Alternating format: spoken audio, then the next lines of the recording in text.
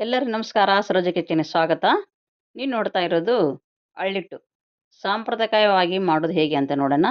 ಮೊದಲು ಗೋಧಿಯನ್ನು ಕ್ಲೀನ್ ಮಾಡಿಕೊಂಡು ಒಂದು ಬಾಣಲೆ ಇಟ್ಟು ಹುರ್ಕೊಳ್ಬೇಕು. ಈ ರೀತಿ ಕೆಂಪಗೆ ಹುರ್ಕೊಳ್ಬೇಕು. ಅದು ಉಬ್ಬುತ್ತೆ ಸ್ವಲ್ಪ.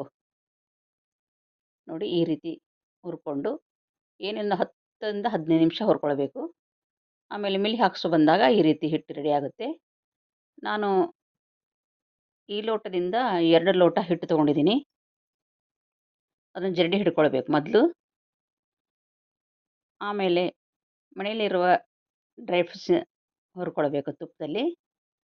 ನಾನು ಬಾದಾಮು ಮತ್ತು ಗೋಡಂಬಿಯನ್ನು ಹುರ್ಕೊಳ್ತಾ ಇದ್ದೀನಿ. ನಿಮ್ಮ ಮನೆಯಲ್ಲಿ ಪಿಸ್ತಾ, ದ್ರಾಕ್ಷಿ ಅವೆಲ್ಲವನ್ನು ಹಾಕ್ಕೋಬಹುದು. ಇಲ್ಲ ಅಂದರೆ ಕಡಲೆಕಾಯಿ ಬೀಜ ಅಥವಾ ಶೇಂಗಾಕಾಳು ಕೂಡ ಹಾಕ್ಕೋಬೋದು.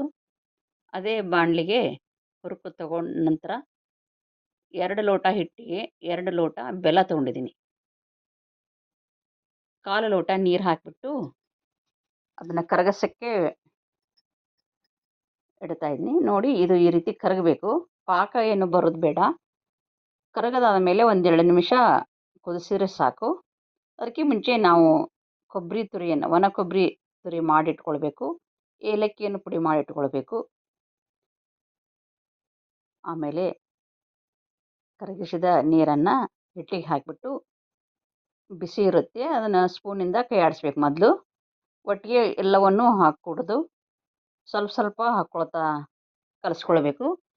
ಆಮೇಲೆ ಇದಕ್ಕೆ ಕೊಬ್ಬರಿ ತುರಿ, ಬಾದಾಮು, ಗೋಡಂಬಿ ಮತ್ತು ಏಲಕ್ಕಿ ಹಾಕಿಬಿಟ್ಟು ಮತ್ತೆ ಕಲಿಸ್ಕೊಳ್ಬೇಕು. ಇದು ಸ್ವಲ್ಪ ತಣ್ಣಗಾದ ಮೇಲೆ ಕೈ ಒದ್ದೆ ಮಾಡಿಕೊಂಡು ಈ ರೀತಿ ಉಂಡೆ ಕಟ್ಟಿದರೆ ಸಾಂಪ್ರದಾಯಿಕವಾಗಿ ಮಾಡುವಂಥ ಅಳ್ಳಿಟ್ಟು ರೆಡಿ ಆಯಿತು. ಈ ವಿಡಿಯೋ ನಿಮ್ಗೆ ಇಷ್ಟ ಆಗಿದೆ ಅಂದ್ಕೊಂಡಿದ್ದೀನಿ. ಇಷ್ಟ ಆಯ್ತು ಲೈಕ್ ಮಾಡಿ, ಶೇರ್ ಮಾಡಿ, ಪ್ಲೀಸ್ ಸಬ್ಸ್ಕ್ರೈಬ್ ಮಾಡಿ. Thank you.